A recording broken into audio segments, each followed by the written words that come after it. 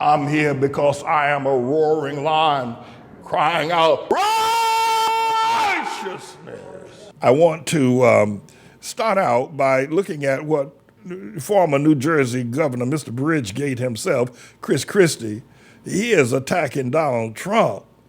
I mean, like a bunch of hyenas with a baby cub. He is after Donald Trump.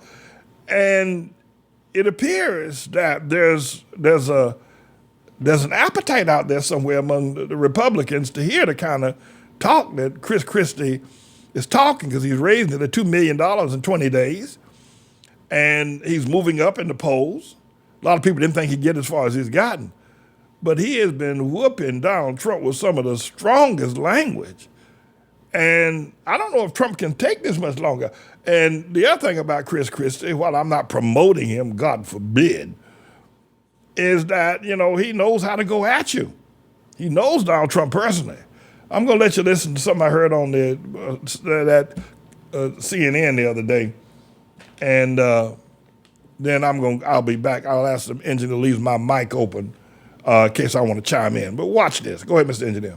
New fundraising totals are giving us insight into which Republican candidates are gaining steam and who is falling behind. Those numbers are even more important than usual, since small donors will help decide whether Republican candidates can make the debate stage next month. And joining me now is a candidate who says he has already met those fundraising requirements, former New Jersey Governor Christie. Governor Christie, thanks for joining us. So your campaign reports having raised $1.7 million in the first 25 days of your presidential bid. That's more than Mike Pence, but behind not only Donald Trump and Ron DeSantis, but also Nikki Haley and Tim Scott. They were in the race longer than you, we should note. But you are going to have to do a lot better than that in the next quarter. So how are you going to achieve that? Well, look, Jake, if we continue to raise money at the pace we've been raising it, we're going to do just fine. I mean, as you noted, Tim Scott has transferred a significant amount of money from his Senate campaign. Nikki Haley's been in the race, I think, since February. We essentially were raising money for 3 weeks. So we feel good about what we've done. There's also a super PAC that has been supporting our effort, which raised another $6 million on top of that. So I think we had a pretty good 3 weeks. I want to get your reaction to something said by the Republican frontrunner Donald Trump last night about the criminal charges that he's facing now, and perhaps charges that might be pending. Take a listen. Every time the radical left Democrats, Marxists, communists, and fascists indict me, I consider it to be a great badge of honor and courage. I'm doing it for you. I'm being indicted for you. Better me than you, right? Great badge of honor and courage, better me than you. What do you make of that? He's a liar and a coward. He's not getting into... It doesn't get any stronger than that. To call Donald Trump a liar and a coward. And in the last 21 days, he's raised nearly $2 million. Somebody's giving him money. And they're small donors, by the way. But to say that about Donald Trump, the point of the matter is that Nikki Haley, Tim Scott, and all the others out there, Mike Pence, think the same thing. They just don't have the wherewithal to actually say it. They think it. But what I would ask Governor, if you will, Christie, to say, not only is Donald Trump a liar and a coward, but Mike Pence is a stinking, low-down, dirty liar and a coward. I mean, listen, Mike Pence's wife ought to ask you, boy, what's wrong with you? Donald Trump was calling for your execution. Donald Trump's in a mob with a gallows to get you.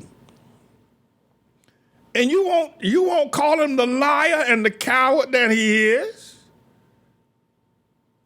I mean, if Mike Pence, and by the way, I want to raise this to a lot of the wives, you women out there, your husband support Trump. Now, you try to tell your husband Trump is a low-down scoundrel, a psychopath. You try to tell your husband that, haven't you? And because he doesn't have the strength. He won't call Trump. He's still wearing a MAGA hat, still talking about Trump gonna take the presidency back. You're looking at your husband, you gotta wonder, what's wrong with you? Can't you stand up like a man? When you say, well, it's either him or Joe Biden. Well, I mean, having Biden as president is a nightmare. There's no doubt about that. But having a husband who won't stand up to a man that tried to hang you, or a man that is making you less than a man. Trump talking about, your husband is sitting there listening to Trump talk about, this indictment was for you. Hell, your husband ain't done nothing wrong. It's Trump that did the wrong. And yet your husband doesn't have the cojones. You ought to ask him, what's wrong with you? And I can understand. Better to have Trump. It isn't better to have Trump, who was a liar, a psychopath, a maniac, as president than it is to have Joe Biden. Just listen. Just wait on Jesus. Don't. I don't know what Mike Pence. First, I used to look at Mike Pence. I said, I can't believe this. But now I'm trying to figure out, what is his wife and his family thinking about him? Let me tell you something. You come up here in the Outlaw World Missionary Church and talk about hanging Pastor Manning, you will not escape with your life. And the members of the church will go and find your unborn children and do them in. You ain't going to come up in here talking about you're going to hang Pastor Manning. And Pastor Manning going to then act nice to you and say, is Christie the only one? This is sick. The Republican Party is making me want to vomit. They're all a bunch of sickos. They make me want to vomit. And not just, the Nikki Haley's of the world and the Tim Scotts, who was the biggest, Raphael Suleiman said he's the biggest yes man you've ever seen on the planet. But these husbands out there, because I know you women, I know, you got to, how can you get in bed? I'm just going to get me in a lot of trouble. I might be off the air tomorrow. But I want to ask these women of these MAGA men, how do you get in bed with a man that's in bed with Donald Trump? I swear I don't know how you do that. How you get in bed and how do you get into the bed with a man that's in bed with Donald Trump is beyond me. I don't know how you do it. What's going on in the world? What's happened to the Republicans? What happened to the party of Ronald Reagan? What happened to the party of Abraham Lincoln? What happened to the party of the Republicans? What happened to y'all?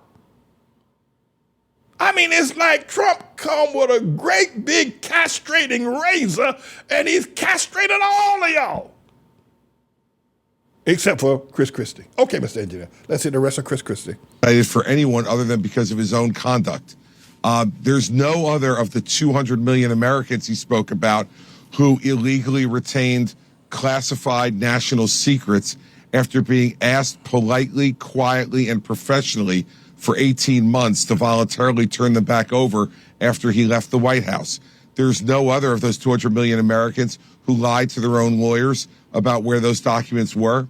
And there's none of those other 200 million Americans who lied to the prosecutors about it and flashed around documents regarding an Iranian war plan to people who didn't have the clearance to see them. He's indicted because of his outrageous conduct. And that's why he's been indicted. He now has the opportunity to go to court and make the government prove that case beyond a reasonable doubt. But now he says he doesn't want to have a trial until after the election in 2024. I don't think he's doing that for us either. He should resolve this thing before people vote so that we know exactly who we're voting for to put behind the desk in the Oval Office. When he says he's doing it for us, that's a lie. And when he was doing all the things that he was doing with those documents, it shows exactly what a coward he is. I know you just mentioned your super PAC, and I know you're legally not allowed to coordinate with your super PAC. So you might be seeing this ad I'm about to play for the first time, but I want to play you a video that your super PAC is going to release tomorrow. Should you show up to the debate? Because if you do, your opponents will bring up the impeachments, the indictments, bring up how you lost to Joe Biden. So, Donald, you need to decide. Are you a chicken or just a loser? They're calling him a chicken or a loser. I guess he has to make a choice there. What's your reaction to this ad? Well, it's the first time I've seen it, but I think it's probably a pretty good question. And he should show up at the debates and defend his record. The Republican Party voters who are deciding who our nominees should be able to make that decision by comparing all the candidates who qualify for the debate stage right next to each other, challenging each other's records, discussing each other's plans for the future of America and how they're going to beat Joe Biden. And we're happy because now, Jake, almost 45,000 individual donors went to chrischristie.com and donated, that we have qualified for the debate stage. We'll be there on August 23rd, and we'll be waiting for Donald Trump. But let me be candid here. You are starting to gain some ground in New Hampshire, but Donald Trump is still leading by about 20 points just in New Hampshire. He's up in Iowa. He's up nationally. Is it not just a fact that as of now, Donald Trump remains far and away the choice of Republican voters, even if you cannot understand why? Well, no, the fact is that he's ahead in the polls right now, Jake. You have reported that accurately. I'll fact check you. And that is a correct fact that you've put forward. But, you know, the good news is that no one's voting in Iowa till January 15th. No one's probably going to be voting in New Hampshire till later that month or early February. And there's a lot of campaign to go here. In fact, we haven't even had the first debate yet, as you mentioned. It's not till August 23rd. I think most people, let's say in my region of the country, are down at the Jersey Shore right now, enjoying their summer vacation, maybe in New Hampshire or at Lake Winnipesaukee. They're not focused on this yet, just you and I are, and a few other candidates. So let's get people focused when we get here late summer, early fall. Let's engage in an election where we talk about, you know, some very simple issues, Jake. First is, are you going to get the truth? You deserve the truth as a Republican primary voter and as an American. And will you get a candidate who will make the truth important? We know Donald Trump hasn't done that. And will you get someone who will deliver results on the issues that you care about? Donald Trump was arguing again last night about immigration. He didn't do anything to change the immigration laws and make them better or stronger for America. And he built 47 miles of new wall in his 4 years as president. Jake, at that rate, he would need 110 more years as president to be able to finish the wall between the United States and Mexico. The first debate, as you note, now almost a month away. I want you to take a listen to what your fellow 2024 candidate, former Texas Congressman Will Hurd, had to say about those who take the debate pledge to support the eventual... Before we get to Will Hurd, I want to say about the debate and about the new ad that's running right today, put out by Chris Christie's campaign about Donald Trump being a chicken, and that if he shows up on the debate stage, people are going to ask him about the impeachments. He's been twice indicted. He's been twice impeached. Jack Smith has got a couple more indictments. Fannie Willis is going to drop an indictment on him. So by the time the debate stage really gets humming along, Trump could have as many as 7 indictments against him.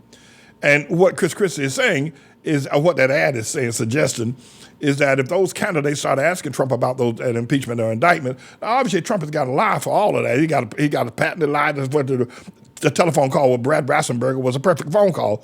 That, as far as he's concerned, we know it's all a lie. He was asking Brad Rassenberger to rig the vote count and just give him another 1,180 votes, one more than what he had. And the same thing going on now in Arizona, where the Justice Department in Arizona, the Attorney General out in Arizona, is now opening up an investigation to Trump and Mike Pence, pressuring the electoral counselor out in Arizona to manufacture votes. But I don't believe Chris Christopher. He's on the stage. He might ask Trump about the indictments and about the impeachments, but I don't know if these other sickos will. I don't know if Tim Scott will go anywhere near that. I don't know if Mike Pence will go anywhere near asking Trump. Well, you were indicted twice. I don't know. I don't think Mike Pence has what it takes to make a baby. And I think most of the Republicans, I'm really disappointed. And not that I'm a Republican or anything. I've never been anything but the Lord's servant. You know that. I've told you that on and on. Now, I get down in the weeds with these guys from time to time. But I don't think anybody, except for Chris Christie, on that debate stage, maybe Asa Hutchinson might do it. But okay, let's say Will Hurd is now in the Larry Elder's in the mix too. I don't know if he's going anywhere.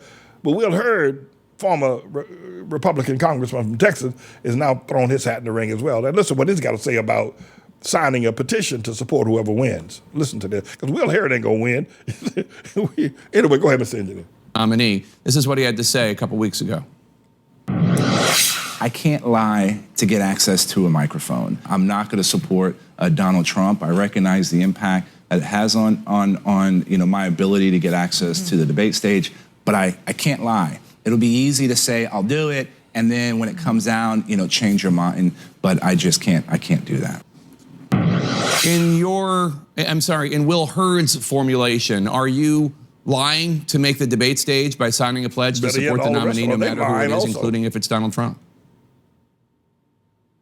Well, I won't see Will Hurd on the debate stage, and that's okay by me. The fact is, we've got to change our party, Jake, and change our country.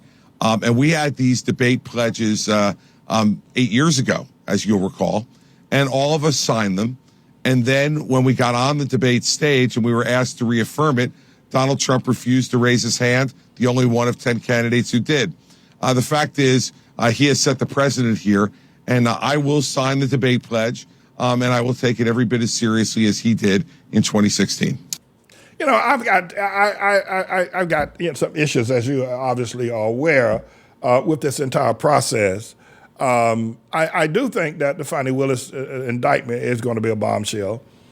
And there may be Jack Smith is possibly looking at indicting Trump as well.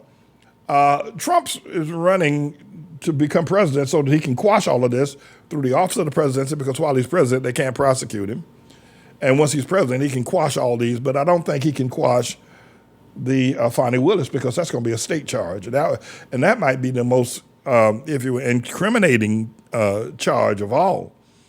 So we'll see how this all pans out. But it just bothers me greatly that the American men have become what they have become. That is to say that, they don't have the strength to stand up and call a spade, or call Trump the liar and the coward that he is. At any rate, everybody, I'm James David Manning. I'm the Lord's servant.